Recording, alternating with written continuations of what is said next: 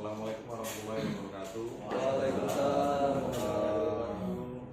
Yang saya hormati para kasih Kasubag Kejaksaan Negeri Suma, kemudian tim Intel, terus kemudian yang saya hormati teman-teman wartawan, media online maupun media cetak di wilayah Bengkulu. Pada hari ini kita akan mengadakan press release dalam rangka refleksi akhir tahun, ya ini menurut dari perintah dari pimpinan juga, yang artinya kita akan melaporkan kinerja tahun 2022 di Kejaksaan Negeri Seluma. Nanti akan kami sebutkan perbagiannya. Untuk yang pertama adalah bidang pembinaan. Untuk di Kejaksaan Negeri Seluma sendiri, penyerapan anggaran sampai tahun 2022 ini 94,96%. Ada beberapa mata anggaran yang tidak bisa kita cairkan karena tidak ada bukti hukumnya. Makanya sesuai dengan apa yang kita sampaikan di sini sesuai dengan bukti hukum. Kemudian untuk bidang pitsus, dalam penyelesaian perkara tindak pidana korupsi dan TPPU, Kejaksaan Negeri Seluma dalam tahap penyidikan yang ditangani ada 7 perkara, yang diselesaikan ada 6 perkara. Kemudian untuk pra penuntutan yang ditangani tahun 2022 ada 6 perkara, diselesaikan 6 perkara. Kemudian untuk penuntutan yang ditangani 12 perkara, yang diselesaikan untuk tahun 2022 ada 8 perkara. Kemudian untuk eksekusi terpidana terpidana ada yang ditangani ada 9 perkara, yang diselesaikan tahun 2022 ada 8 perkara. Kemudian untuk pidana umum sesuai dengan entry data CMS Kejaksaan Negeri Seluma, untuk jumlah SPDP ada 146 perkara, kemudian P16 ada 143 perkara, untuk tahap 1 ada 103 perkara, terus kemudian untuk P21 ada 110 perkara, tahap 2 ada 104 perkara, untuk pelimpahannya P31 ada 100 perkara, kemudian untuk eksekusi ada 95 perkara. Untuk RJ, Restoratif Justice tahun 2022 Kejaksaan Negeri Seluma ada 2 perkara. Kemudian bidang intelijen, dalam kegiatan operasi intelijen Lead Panggal itu target outputnya ada 1 laporan, realisasi outputnya ada 4 laporan. Kemudian untuk kegiatan pengawasan aliran kepercayaan dan keagamaan, target outputnya 1 kegiatan, realisasi outputnya ada 1 kegiatan. Pada saat kemarin ada pertemuan kita dengan Kesbangpol belum lama. Terus kemudian untuk kegiatan Penkum ada target outputnya 1 kegiatan. Yang dimaksud target output adalah yang di paku anggaran. Kemudian untuk realisasi outputnya ada 1 kegiatan. Terus kemudian kegiatan jaksa menyapa ada 2 kegiatan. Untuk realisasi outputnya ada 2 kegiatan. Terus kemudian kegiatan JMS, jaksa masuk sekolah ada 4 kegiatan. Realisasi kegiatannya ada 4 kegiatan. Kemudian untuk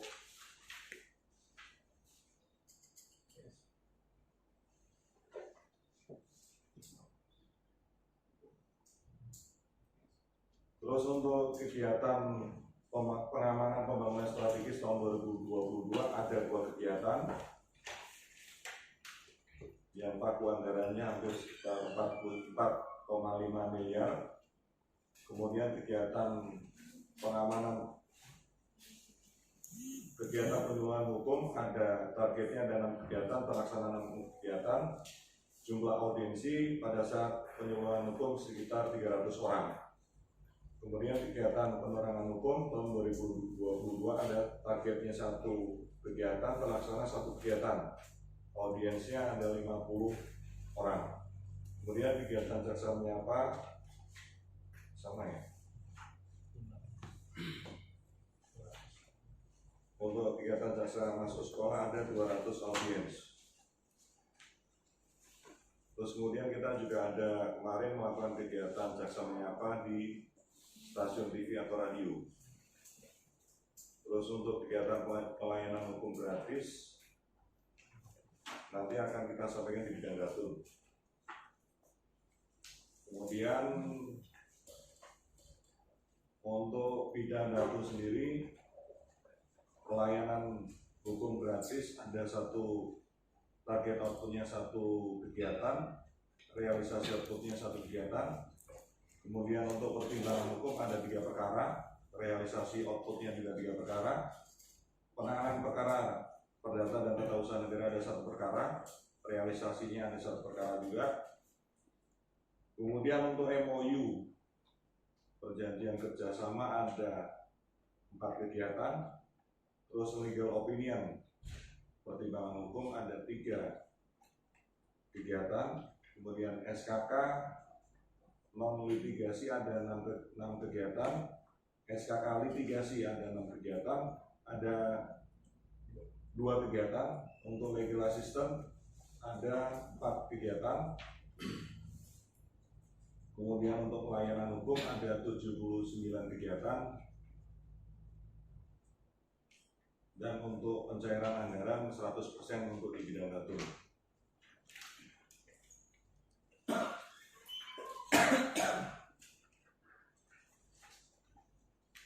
Terus untuk seksi pengelolaan barang bukti dan barang rampasan, untuk perkara pidana umum ada capaian kinerjanya 88 perkara, dikembalikan barang buktinya ada 36 perkara, dimusnahkan 38 perkara, kemudian dirampas untuk negara ada 2 perkara. Kemudian untuk bidang tindak pidana khusus, untuk barang buktinya ada 5 perkara, dikembalikan 4 perkara, kemudian 1 perkara berupa uang 74 juta sekian sudah disetor ke kas negara. Mungkin demikian yang dapat kami sampaikan. Jika memang teman-teman ada pertanyaan, kami persilakan waktu dan tempatnya. Wassalamualaikum warahmatullahi wabarakatuh. Silakan kalau ada pertanyaan. Ya Mas. Berkaitan barang atau sitaan tadi sebelumnya sudah dilakukan pemusnahan atau gimana Pak? Dari yang saya lihat. Tadi sudah kita lakukan pemusnahan sekitar 38 perkara. Itu berupa narkotika, senjata tajam maupun senjata api, pakaian dan lain-lain. Terus kita juga sudah 2 kali kegiatan ya untuk pemusnahan barang bukti. Selebihnya ada kita kembalikan melalui ada pelayanan hukum pengantaran barang bukti ke langsung pihak korbannya atau pemilik barangnya. Jadi Pak, untuk penyelamatan keuangan negara Total Pak. Penyelamatan keuangan negara total ada 800.945.473. Ya ini pengembalian kerugian negara atas nama tersangka M. Zaili Hambali.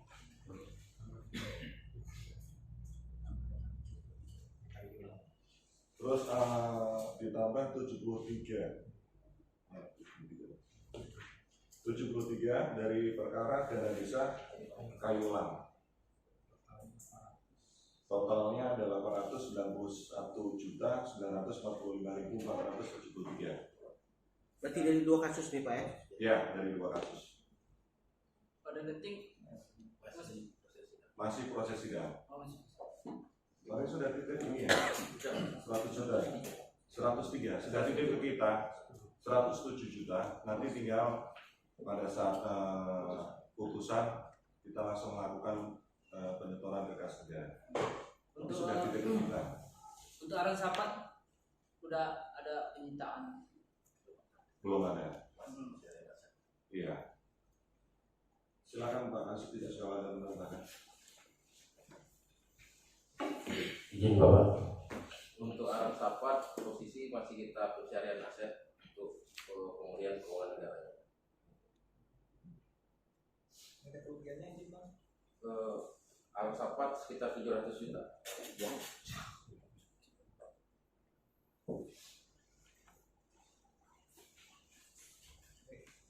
Ada yang lain mungkin?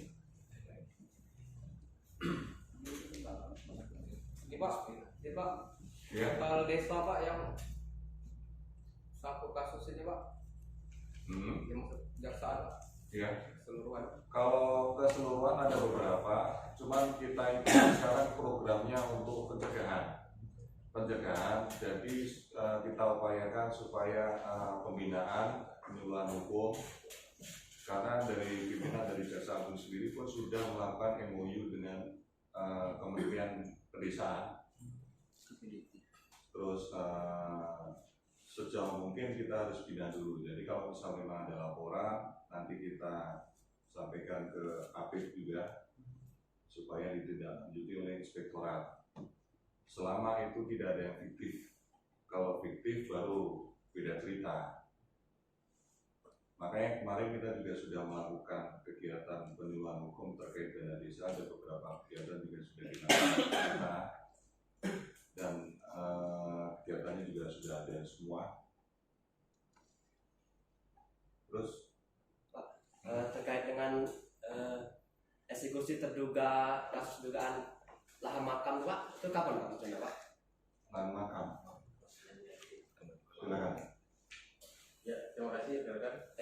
Untuk eksekusi yang atas nama Rosna Inabidi alias PBD, kita sudah melakukan beberapa kali upaya eksekusi, hanya karena kondisi beliau juga dalam kondisi sakit dengan keterangan surat keterangan dokter dan keterangannya, maka kita masih menunggu saat ini progres kesehatan. Karena memang di rutan sendiri kita nggak bisa juga masuk karena dengan kendala kesehatan. Berapa untuk saat ini Pak? Putusan yang ditahan Sekitar bulan akhir November. di berapa Pak? Gitu. Kemarin nanti saya cek dulu. Dari awal sini. Terus sedikit menambahkan juga, kita tahun ini juga sudah melakukan tangkap buronan, yaitu ada satu terpidana atas nama siapa Pak? Supratman, itu terkait perkara pidana umum ya, narkotika. Tinggal menjalani beberapa bulan lagi, putusannya sampai Mahkamah Agung ya. Ya. Terus untuk penyidikan kita ini juga kemarin ada penyidikan terkait dana di sekretariat Dewan juga masih dalam proses, dan itu masih penyidikan umum, jadi belum ada penentuan tersangka. Nanti kita masih melakukan pemeriksaan saksi-saksi, terus nanti kita koordinasi dengan BPKP juga untuk melakukan cek kerugian negaranya berapa.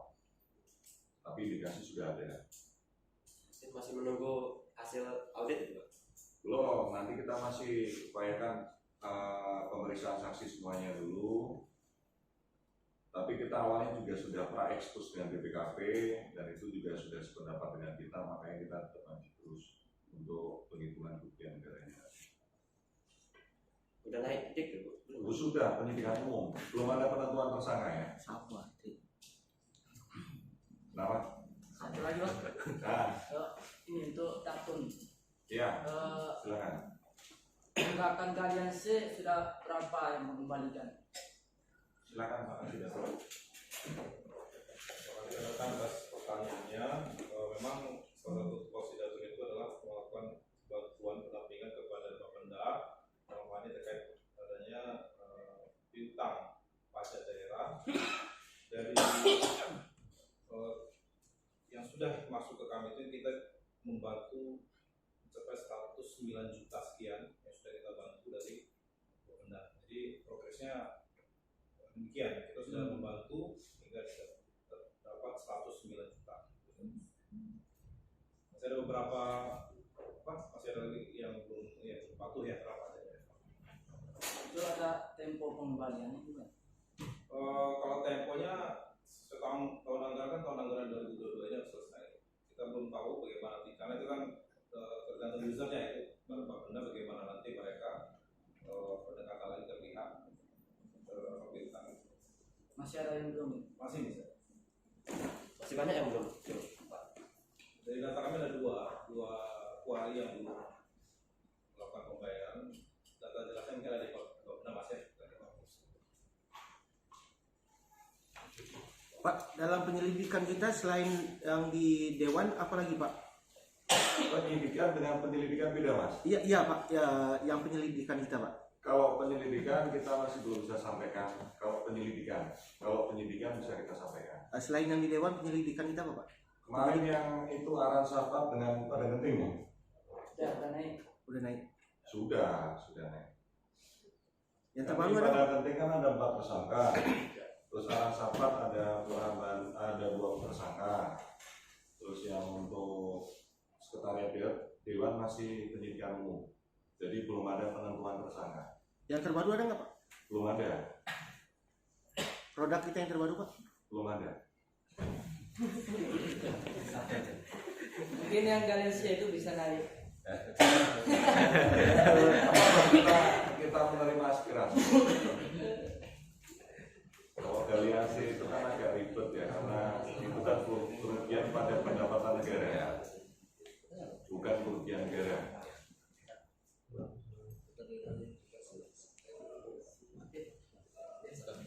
Apalagi? Yang desa tadi Pak, Ya, total keseluruhannya berapa itu Pak? Kalau total Yang kita bina desa Pak. ya yang dibina. Contohnya udah melapor kita bina dulu. Ayo udah, ini kamu kalau ngikut ini. Dari 142 desa itu Pak. dari 142 desa kemarin kita melakukan penyuluhan hukum itu ada di semua kecamatan. Ya, terkait dengan itu Pak, kita kemarin baru 6 kecamatan, Iya. 6 kecamatan. Nanti untuk tahun depan dari 14 kecamatan kita bakal ini semua ke kecamatan seperti itu. Termasuk juga nanti memungkinkan kita akan adakan itu ke desa. Seperti kemarin kami juga diundang di daerah khusus Sandi, di desa Tanjung Kuau terkait kegiatan itu khusus untuk desa Tanjung Kuau ya seperti itu. Terus terkait dengan program nanti intelijen terkait dengan pencegahan dan penyuluhan hukum, kami tahun depan juga akan berusaha semaksimal mungkin untuk menjangkau semua desa seperti tadi. Nah, kalau kemarin kita mungkin ada pertemuan selain nanti kita ke kecamatan, juga ada di Aula Buddha pada saat itu, pada saat pengangkatan pertama kepala desa dan juga ada beberapa yang baru, yang lama. Nanti ke depan dari sisa kecamatan lagi kita akan berupaya untuk dijangkau semua. Jadi upaya untuk pencegahan kita itu di Kejaksaan Negeri Sleman sesuai dengan perintah pimpinan tentunya, Kejaksaan Tinggi dan Kejaksaan Agung, kita akan terus berupaya melakukan itu terkait dengan pencegahan tindak pidana korupsi yang ada di desa. Itu. Terima kasih. Ini Pak, sepanjang 2022 ini berapa desa yang tersangkut pengaduan. itu ya yang udah naik ya Pak? Kalau naik ada 2 aja Mas. 2 desa. Aran Sapat dengan pada genting. Kalau yang diadukan kejaksaan Kalau yang diadukan beda. Ada beberapa kemarin ya. Ada beberapa Pak. Kalau pengaduan di kita itu ada beberapa. Nah, setelah kita tindaklanjuti memang ada beberapa hal yang memang ada pengaduan itu memang murni dan itu ada temuan di kita. Tetapi ada juga beberapa hal ternyata pengaduan itu ada aspek lain. Nah, terkait dengan melakukan pengaduan. Mungkin banyak hal yang terkait dengan pengaduan itu.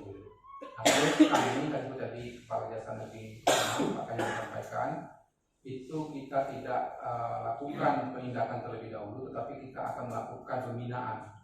Ya ini terkait dengan itu. Seandainya misalnya terkait dengan sekarang pun kami juga masih melakukan beberapa poldata, cuman belum kita sampaikan, termasuk juga penyelidikan belum kita bisa disampaikan. Nanti kalau sudah penyidikan dan segala macam baru kita sampaikan. Nah, terus dengan itu kami terus berusaha bekerjasama dengan stakeholder terkait tentunya Dinas PMD dan Inspektorat. Nanti kalau misalnya seperti tadi disampaikan Pak Kajari, kalau misalnya fiktif itu dugaannya tidak dibangun dan segala macam, kami akan bekerjasama dengan pihak Inspektorat untuk melakukan audit seperti itu.